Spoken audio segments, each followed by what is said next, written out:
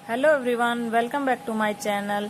आज मैं आपको बाल विकास की जीवन इतिहास विधि पढ़ा रही हूँ। अगर आप मेरे चैनल पर नए आए हो तो मेरी वीडियो को लाइक, सब्सक्राइब व बेल आइकन का बटन दबाना ना भूलें। मेरी वीडियो स्टार्टिंग से लेकर लास्ट तक देखें ताकि बाल विकास के जीवन इतिहास की विधियाँ आपको अच्छे से समझ में आए।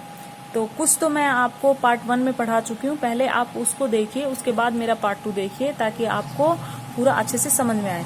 तो देखिए 1881 में मेयर ने द माइंड ऑफ चाइल्ड नामक पुस्तक की रचना की थी। यानी कि मेयर ने 1881 में द माइंड ऑफ चाइल्ड नामक पुस्तक की क्या की थी? रचना की थी। अभी डार्विन का देखिए, डार्विन ने biographic sketch of an infant नामक पुस्तक की रचना की थी। जो डार्विन है हमारे वैज्ञानिक, उन्होंने biographical sketch of an infant नामक पुस्तक की रचना की।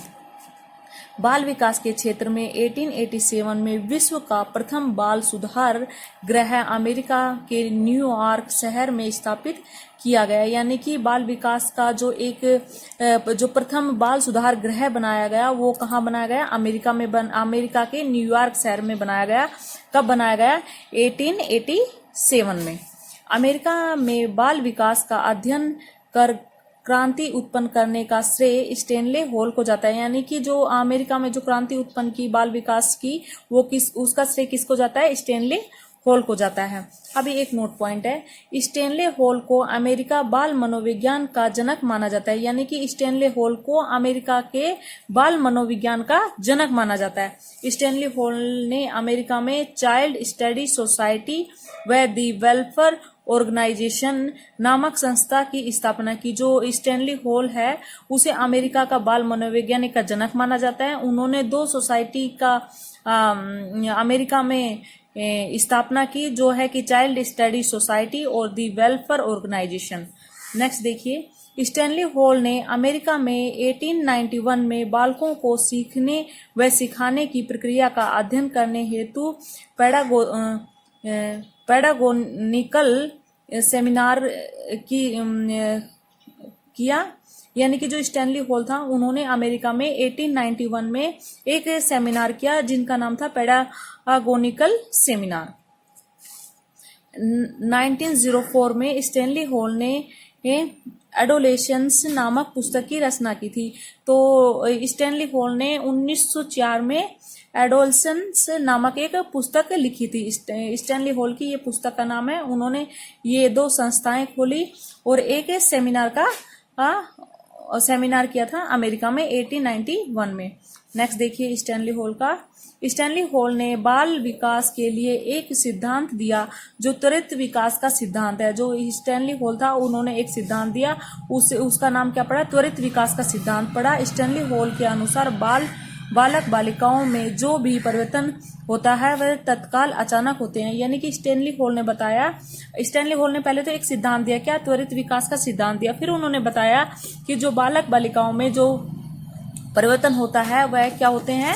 तत्काल होते हैं। क्रमिक विकास का सिद्धांत। अभी हमारा पहले तो हमने त्वरित विकास का सिद्धांत पढ़ा, अभी क्रमिक विकास का सिद्धांत है। त्वरित विकास का सिद्धांत किसने दिया था? स्टैनली हॉल ने दिया। क्रमिक विकास का सिद्धांत थॉर्नडाइक ने दिया। इसके अनुसार बालकों में जो भी परिवर्तन होते हैं वह तत्काल न होकर क्रमिक रूप से होते हैं। यानी कि थॉर्नडाइक ने बताया कि जो बच्चों में जो परिवर्तन होते हैं वो तत्काल न होकर क्या होते हैं? क्रमिक होते हैं। और जो कि स्टैनली हॉल ने क्या बताया कि जो बालक व बालिकाओं में जो परिवर्तन होते हैं वो तत्काल होते हैं। लेकिन थॉर्नडाइक ने क्या बताया कि ये तत्काल न होकर क्रमिक रूप से होते हैं। बालक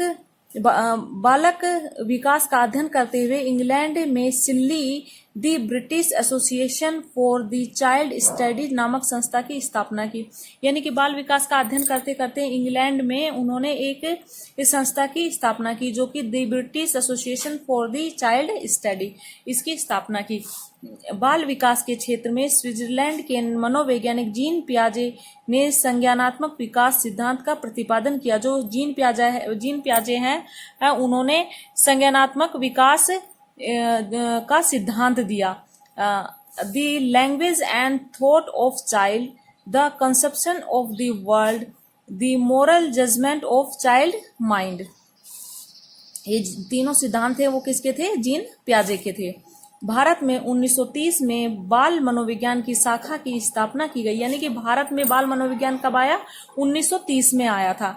वर्तमान में बाल मनोविज्ञान को बाल विकास के नाम से भी जाना जाता है। यानी कि हम जो प्रेजेंट में चल रहा है उस बाल मनोविज्ञान को हम बाल विकास के नाम से भी जानते हैं। कहाँ? इंडिया में। बाल मनोविज्ञान व बाल विकास में जो अंतर है वो देखिए, इसका क्षेत्र सीमित होता है। बाल मनोविज्ञान व बाल विकास में अंतर, इसका क्षेत्र, जो बाल मनोविज्ञान का क्षेत्र होता है वो सीमित होता है, बाल विकास का क्षेत्र व्यापक होता है। केवल मानव व्यवहार का अध्ययन किया जाता है। जो बाल मनोविज्ञान में क्या होता है? मानव व्यवहार का अध्ययन किया जाता है। इसमें व्यक्ति योग्यता, अभिरुचि, क्षमता तथा मानसिकता का अध्ययन किया जाता है। थर्ड है गर्भ अवस्था से किशोर अवस्था तक अध्ययन होता है। जो बाल मनोविज्ञान में क्या होता है?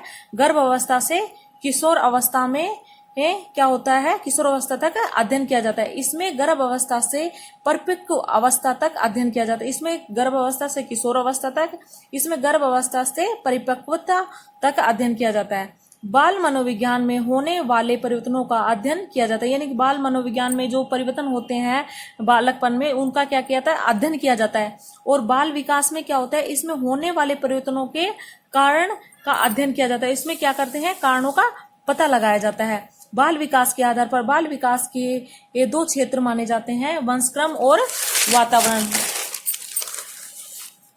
बाल विकास पर वंशक्रम व वातावरण दोनों का प्रभाव पड़ता है। वुडवर्थ के अनुसार बाल विकास वंशक्रम व वातावरण का गुणनफल होता है। जो बाल विकास होता है, जो वंशक्रम और वातावरण का क्या होता है? गुणनफल होता है। जैसे कि बाल विकास वंशक्रम इंटू वातावरण। वंशक्रम की अवधारणा है वो देखिए। वंशक्रम का अर्थ क्या होता है? पूर्वजों से प्राप्त वह लक्षण जिसमें संतान उत्पत्ति का निर्धारण होता है वंशक्रम कहलाता है। यानी कि जो पूर्वजों से प्राप्त वह लक्षण, जो हमें पूर्वजों से जो लक्षण मिलते हैं जिससे संतान उत्पत्ति का निर्धारण होता है, उसे हम क्या बोलेंगे? वंशक्रम बोलते हैं। अपने समान संतान उत्पन्न करने की प्रक्रिया ही वंशक्रम कहलाती है। यानी कि अपने जैसी जो संतान उत्पन्न होती है उसे क्या बोलते हैं? हम वंशक्रम बोलते हैं। पूर्वजों से प्राप्त गुणों व विशेषताओं का पीढ़ी दर पीढ़ी संतानों में स्थानांतरण होने की प्रक्रिया वंशक्रम कहलाती है। यानी कि डिफरेंट चीज की ये आपको परिभाषाएं बता रहा है। अर्थ वैज्ञानिक दृष्टि से जीन्स के माध्यम से माता पिता के गुणों का संतानों में स्थानांतरण होना ही वंशक्रम व आनुवंशिकता कहलाता है। यानी कि डिफरेंट क्या है वंशक्रम की परिभाषा है। इसमें से कोई भी आप अच्छे से समझ सकते हो और याद रख सकते हो।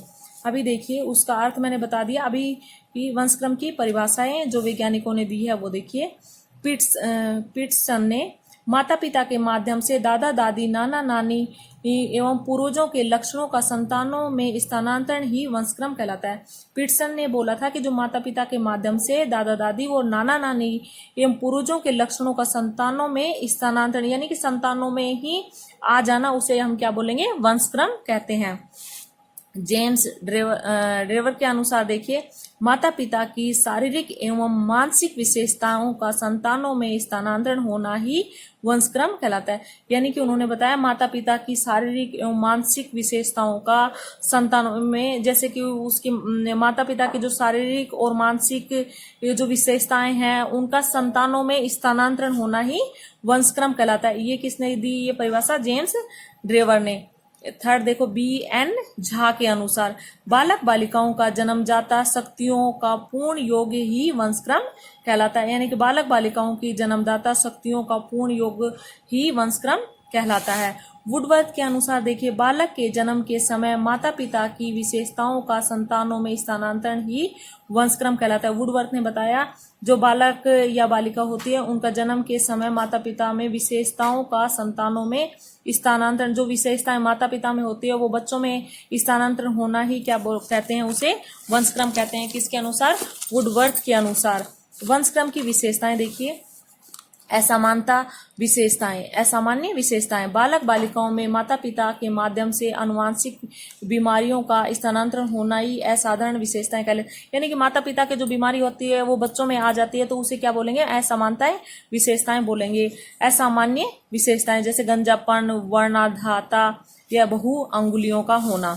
संरचनात्मक विशेषताएं। माता पिता के शारीरिक संरचना संबंधी गुणों की विशेषताओं का संतानों में स्थानांतरण दोनों संरचनाओं विशेषताएं कहलाती है। यानी कि माता पिता की जैसे शरीर की संरचना है वैसे ही बच्चों में आ जाना, तो क्या बोलते हैं उसे, संरचनात्मक विशेषताएं। जैसे लंबा माता पिता लंबे है तो बच्चे लंबे होंगे, माता पिता बौने हैं तो बच्चे बौने होंगे। शरीर का रंग, आंखों की बनावट, रंग तथा बालों का स्वरूप, ये सब क्या है, माता पिता की संरचना बच्चों में ट्रांसलेट होती है।